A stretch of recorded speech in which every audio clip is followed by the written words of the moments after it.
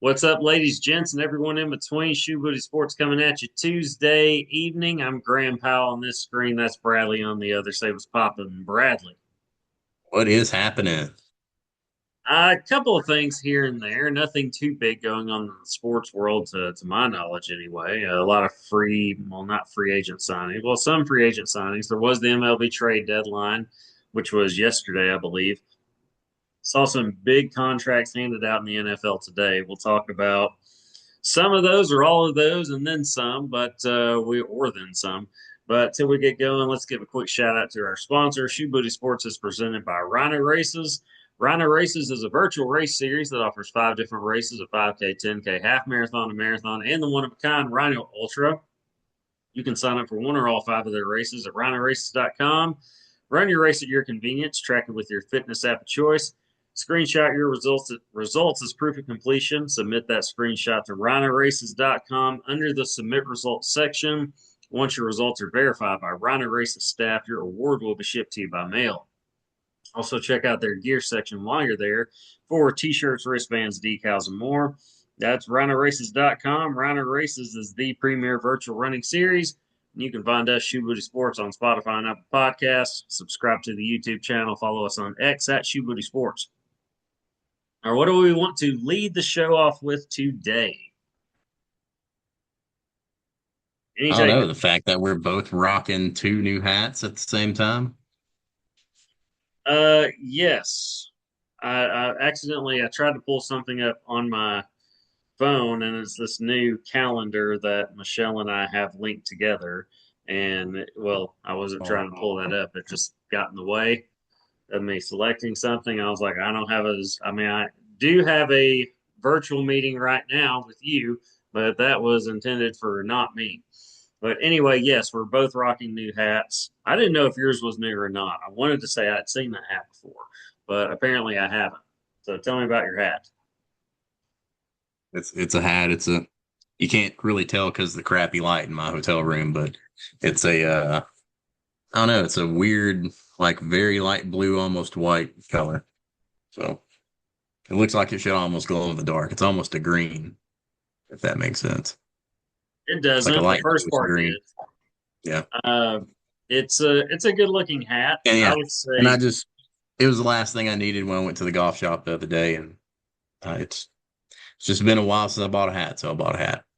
it's almost like a marble color, almost. Well, the light in here is really crappy, so Probably the lighting. But anyway, I'm rocking a gifted hat from Leah's clean. family. It says Holland, for those of you wondering. This is obviously Holland, the province of the Netherlands. Uh, I think there's a North and South Holland, but this is just Holland. It's representing both of them. But yeah, a gift from our Dutch friends when I was in Europe. So, and I like the hat, so I'm rocking it. And it's one of the few hats I have over here right now because I'm in the middle of moving. So I think I have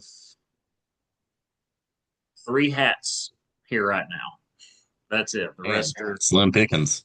yes, the rest are in Bryant. But I do like this hat. I started to put on the It's Travelers, clean. the black Travelers hat, and I was like, no, I'm gonna rock this one. I haven't worn it for anything yet, so I was like, yeah, let's wear it for this. I did wear it when they gave it to me because we were sitting outside, and I put it on protect my bald head. Yeah. But yes, just a representation of Holland. Yours is just good, which is English for good. Well, it's good golf. So Okay. Well, I only see one good listed. yeah. All right. Anyway, well, that was not sports related, but we do that sometimes. I will talk about this. Just perusing the ESPN app before we hopped on here. Ohio State and Oregon sit atop the college football preseason coaches polls. Now, preseason coaches polls don't mean much. They could look similar or nothing like this at the end of the year, which is Oregon's always up there. It's, so is Ohio State. yeah. They're good guesses as far as how it's going to look. And this feels probably like something I would say. There's a few things I would take out. Um, Ohio State listed at number one. I guess I would agree with that. I think Ohio State has done the best job of recruiting, competing, etc. since the NIL era. Of course, I've said that about the Big Ten. The Big Ten has done laps around the SEC as far as how to handle the NIL era. I mean, the last three national champions are all from the Big Ten, which really has like 20 teams now, but who cares? And it's all three different teams. It's it's not Ohio State on repeat, Ohio State or Michigan. No, it's been Michigan, Ohio State, Indiana, Indiana. So the Big Ten is just doing things better right now, at least in college football. But and oh yeah, Oregon in the Big Ten. Weird, but they are. But yeah, Ohio State, Oregon number one, Georgia number three. I would say if you had to tell me who's the best team in the SEC, I guess I would say Georgia. They've been the best program, at least overall, over the last several years. I guess I would say Georgia. Texas is in at number four. A lot of people are really high on Texas, but people are high on Texas every year.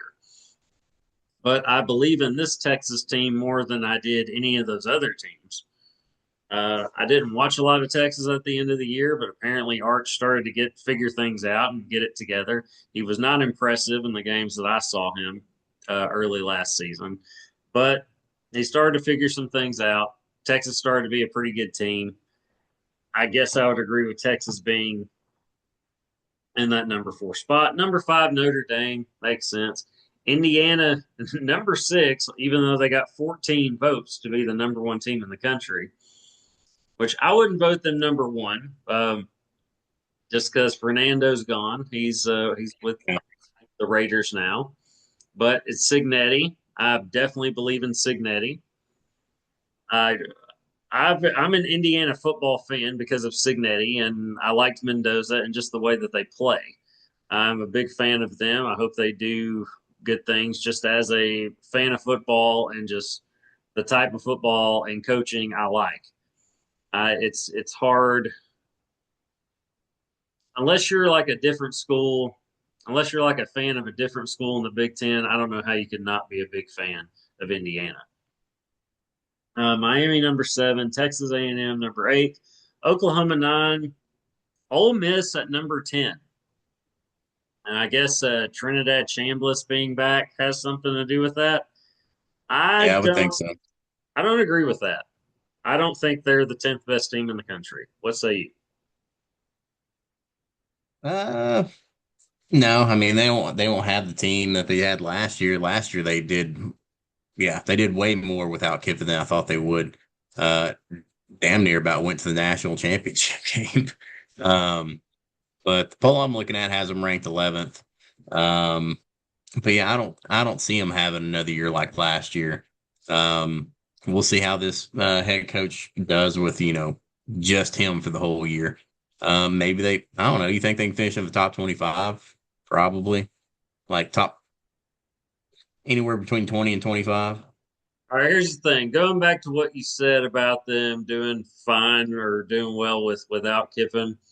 Yeah, but they were running. They still had the same offensive coordinator that had been with Yeah, them all year. One and two, you're riding the high of the season you've had. Hey, we want to prove that we're still a damn good team without our coach. Two, I mean that only goes so far, really. The big thing is you had the same OC and you had the same system that you were running all year. You didn't have the same head coach who might have made a little bit of a difference. I think Indiana still would have won the national championship no matter what.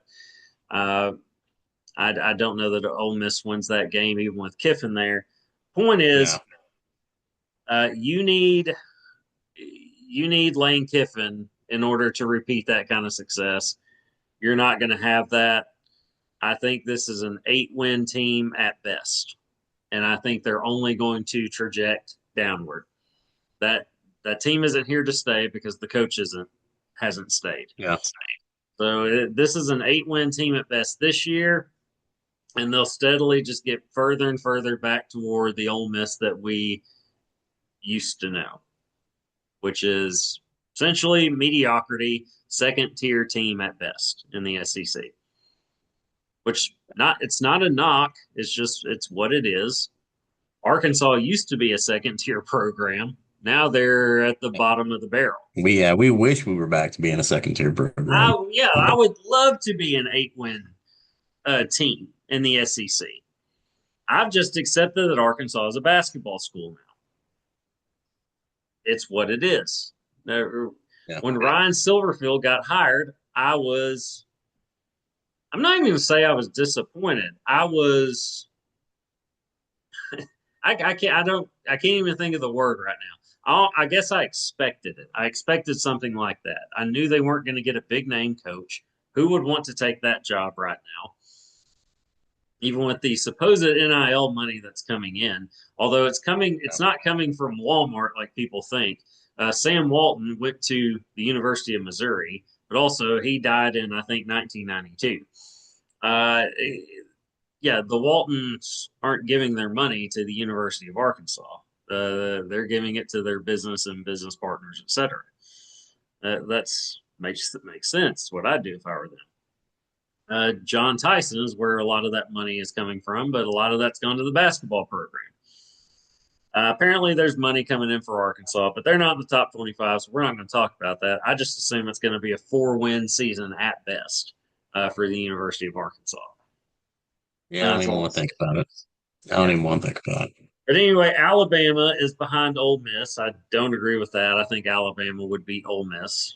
I don't know if they play each other this season or not. I'll just say that I assume they do. I'm going to say Alabama wins that game, even though Ty Simpson is elsewhere. Could Ole Miss beat them? Sure, absolutely. But I would pick Alabama, and not knowing much about either team other than one's Alabama, the other's Ole Miss.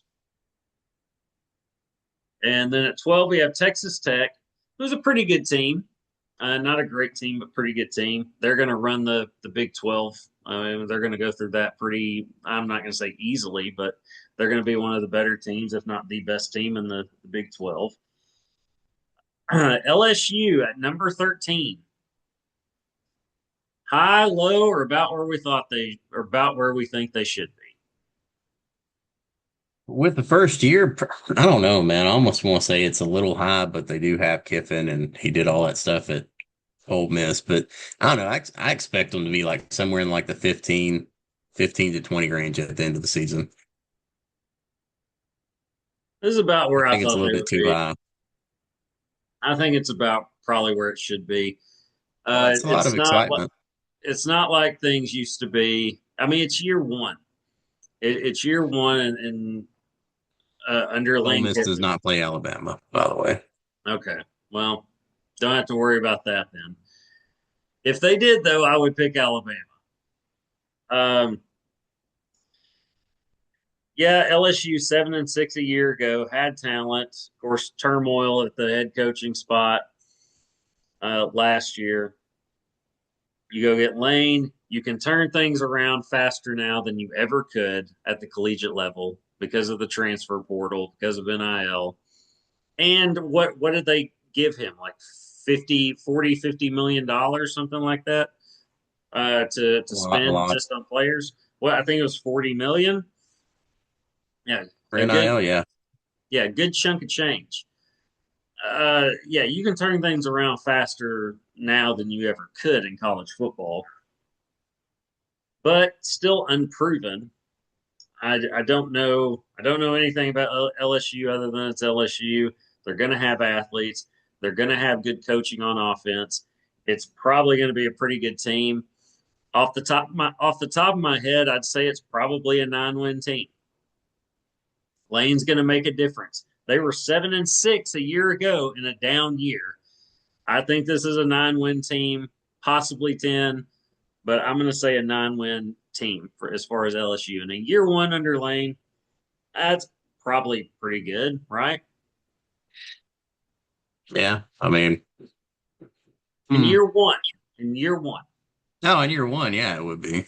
But I forgot that they get to play Ole Miss on their third game at Ole Miss. Yeah, that's going to be exciting. You know, that's going to be a prime time one, I would imagine. Um, I'll be sure to check that one out. If when is it? When's the date for that? September 19th. Okay, where am I going to be then? I'm gonna be somewhere for that. I want to say I'm going to be in Fort Smith maybe that weekend. I'm going to double check that real quick. I'm just thinking of how I'm going to be able to watch it. I might have to watch that on the. Yeah, I'll be in Fort Smith that morning, so I'll actually be home by that afternoon. So if it's a primetime game, I'll get to see it. You know it's going to be a primetime game. Yeah. I, well, I don't know. Sometimes they'll put them on at like 2:30. You know, for whatever Yeah. reason. So we go back to playing LSU at the end of the year. Did we do that last season? No, no. Yeah, I did see that Arkansas goes back to playing LSU at the end of the season.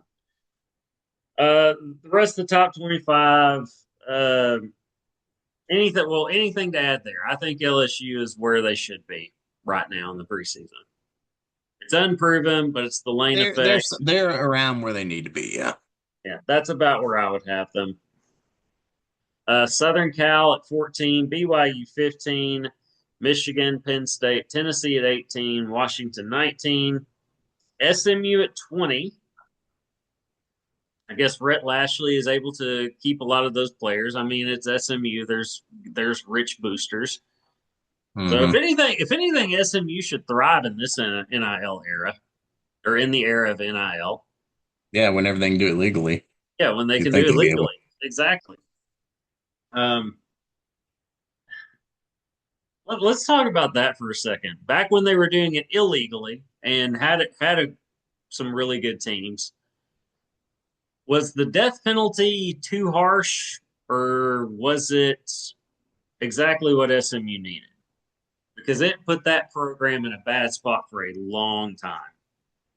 I think it did exactly what it was intended to do. Yeah. Uh, you can say it was too harsh, but it was only too hard because it took them a while to bounce back from. I don't know. I think it was good.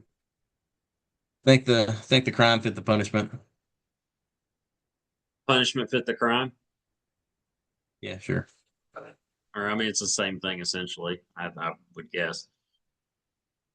Yeah, I would agree with that. It did what it intended to do, and that was set an example as far as you do this, this could be what happens to you. Because So how many other schools got it done to them? Like what? One other one? I don't even know who it was, if there was another one. I just Yeah, know of SMU because it literally killed the program for for a long time. long time. Yes. So yeah, I would say the punishment fit the crime. I would agree with that. All right, Utah at 21, Iowa at 22. Just say it's the same names, just maybe in little different spots, if even that. Clemson at 23, Houston 24, Missouri 25. And I would say that all that sounds about right.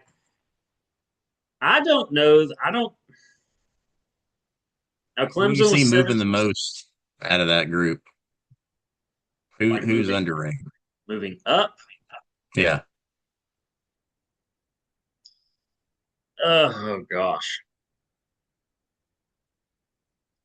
Michigan's not the same team or program under Harbaugh. Won't be I'll give you them. some easy ones. Who do you see going down in the rankings? Ole Miss. Ole Miss, Notre Dame, Oregon. I don't think Notre Dame goes anywhere. I mean, You think they stick at five? Well, I think they'll be kind I of around. forget.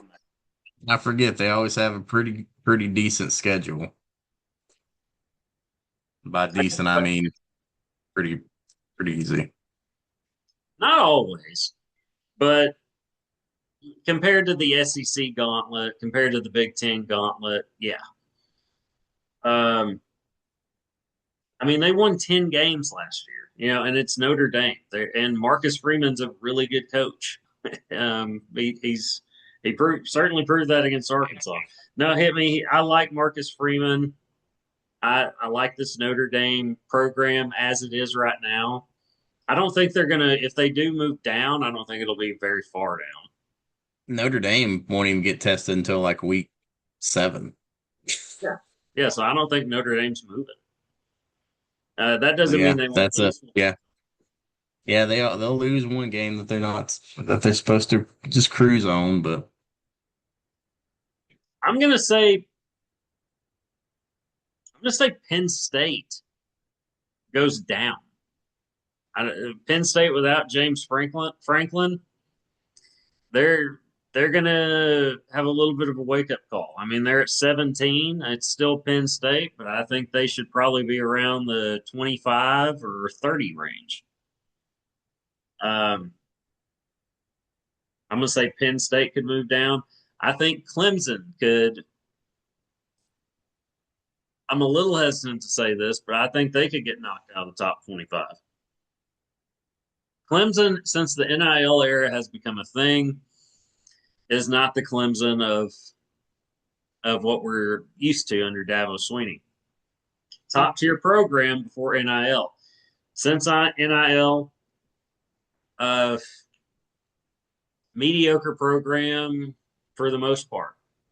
They've had a couple of 9 wins seasons, but I think, even a 10-win season with DJ Ugunlele, or however the heck you say his last name, DJU is what a lot of people yeah, called him. it's a good Of course, name. he transferred to Oregon State, but he wasn't a good quarterback at Clemson. Cade Klubnik was very overrated at Clemson. I think he's back again this year, so I mean he'll get better, I would think. But I haven't seen anything from him to suggest that he's the player that everybody thought he would be coming out of high school. Good athlete, not a great quarterback, not a great decision maker, not a great thrower of the football. Dabo Sweeney, really good motivator, really good head coach, especially at the collegiate level. Really bad at adapting to the NIL era, as bad as anyone has been. And the whole thing about evolution, adapt or perish. And we're steadily seeing the Clemson football program perish because of their inability to adapt to this NIL era. That's why the Big Ten is going up here. The SEC has come down a notch just because they're not as smart about it as the Big Ten has been. And I'm an SEC guy. I mean, I'm not like any SEC team. I'm rooting for them, like some people do from the Some SEC. I people don't will, yeah. care. Yeah, I don't care. Uh, but just living in the Southeast, you would think would naturally want to see that. I don't really care either way. Uh, just calling it like I see it. The Big Ten is handling this way better than anyone else, especially the SEC. But the SEC is at least still going to spend money. They're still going to have good coaching. So, uh, Big Ten doing it smarter. SEC just not as smart, but still going to be pretty good. Clemson is doing it poorly all around as far as the NIL, at least within the football program. So Clemson could very well be out of the top 25. With Klubnik back, I think they could win another 7 games. I don't think they go beyond that. Or they could be worse just because they're not spending the money that you kind of need to be a top tier program at the collegiate D1 collegiate football level in 2026.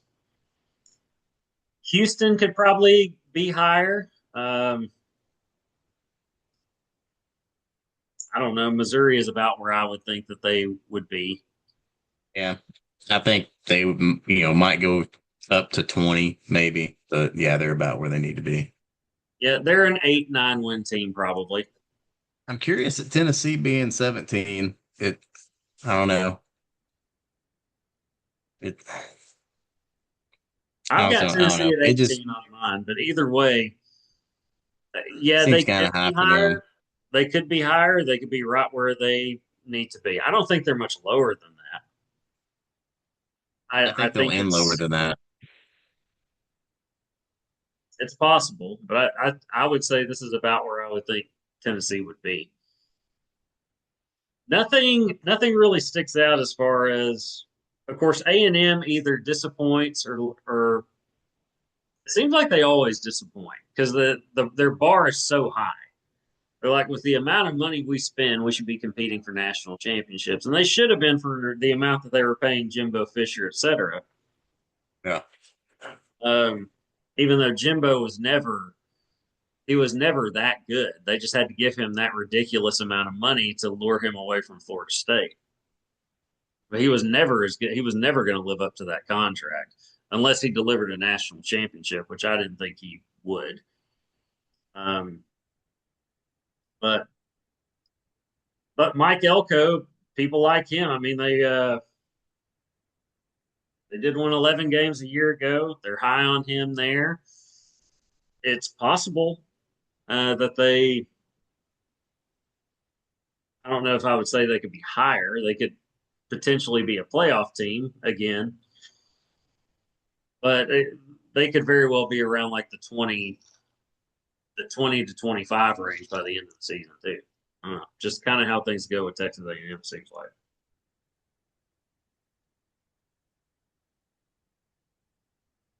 The rest I don't have a comment on. Iowa always kind of seems to be there Yeah. quietly. They're just there. They are Iowa year after year.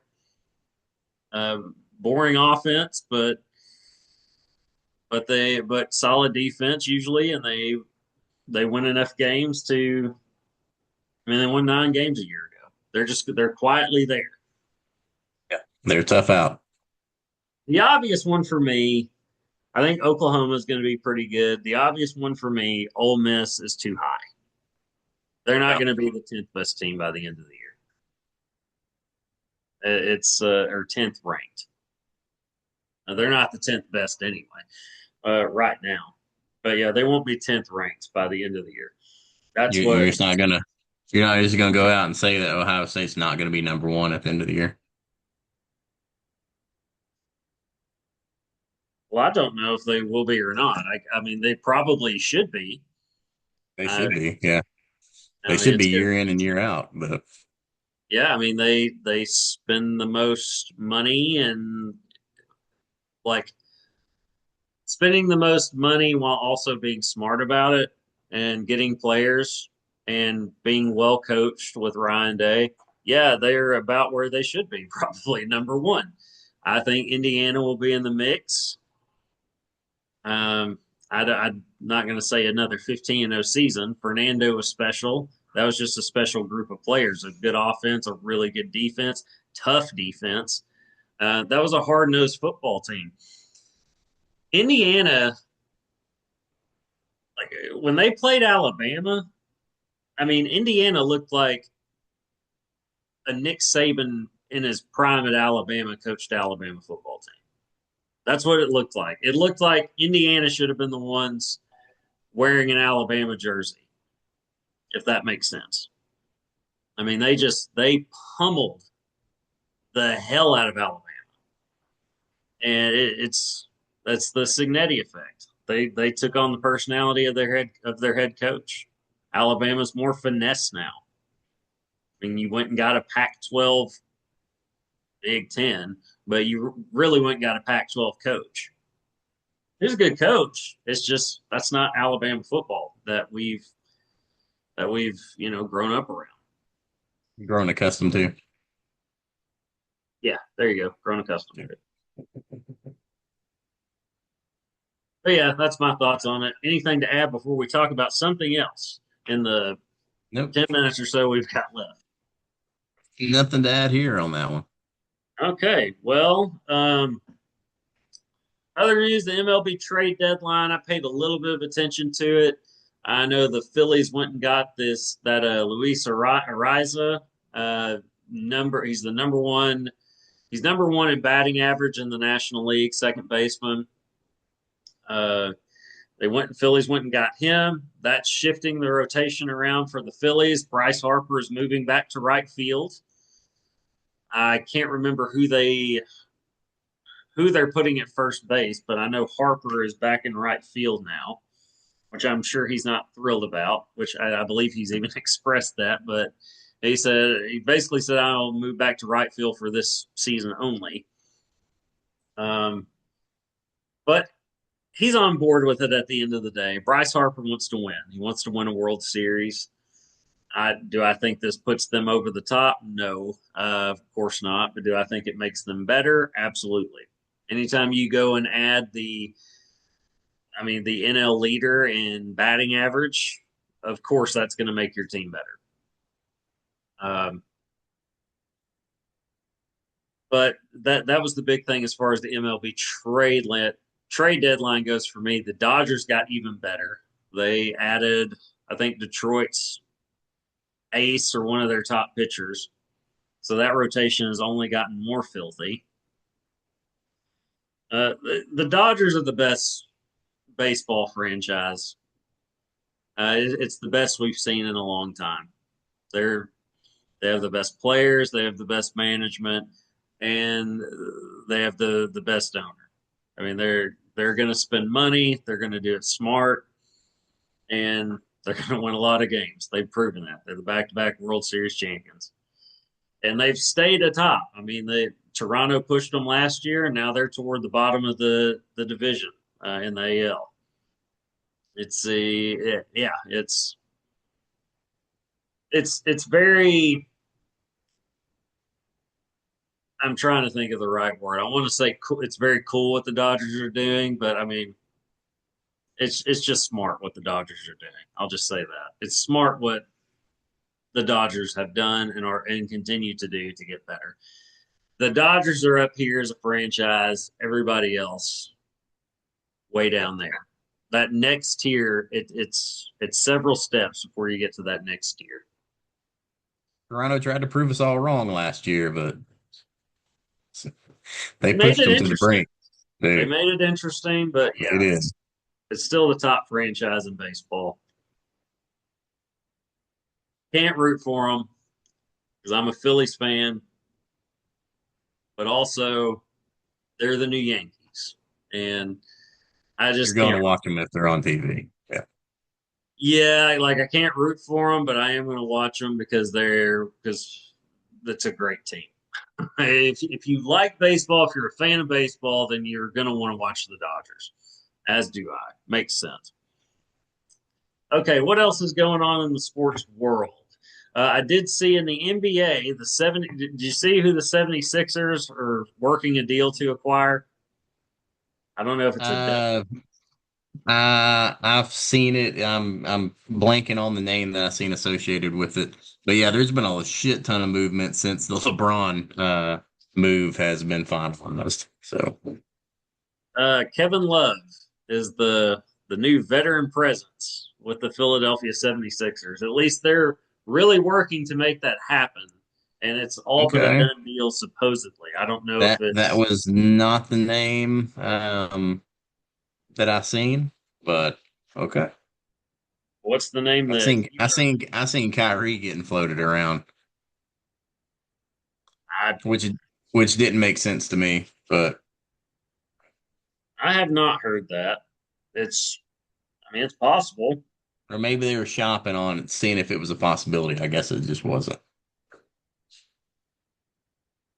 Yeah, I'm not seeing that anywhere. I'm also not seeing the Kevin Love thing, but of course that's not going to be a big story in 2026. In 2015 it was a big story, Oh, but it's huge. not going to be a big story in 2026. Makes sense. Yeah. Somewhere I've got a NBA ticket from a Minnesota Timberwolves game with Kevin Love on the front of it I mean, from way back when. that was the time to go watch Kevin Love Well, he was was when injured, oh, well so there I you go. didn't get to see him play, but he was on the ticket. All So, right. Well, at least he was on the ticket, I guess. Is that the only NBA game you've been to? well, I went to two of them on that trip. So, So then no. Okay. Did he play in either game? oh no. So I've been to one NBA game. It was a Memphis game, and they played Dallas when Luca was there. Luca and Kyrie. Kyrie did not play. Luca did play. Luca had 35. He had a triple double. He had like 35, 18, and 13 or something like that. Something. He had a really good night. And of course, Dallas won. Memphis did kind of make it interesting, at least. But yeah, Luca had a very Luca game. It was cool to see. So I'm glad I did get to see him play. That was pretty neat. But that was the one NBA game I'd been to. It was a good time. I would go again, but it's definitely more fun when the stars are playing.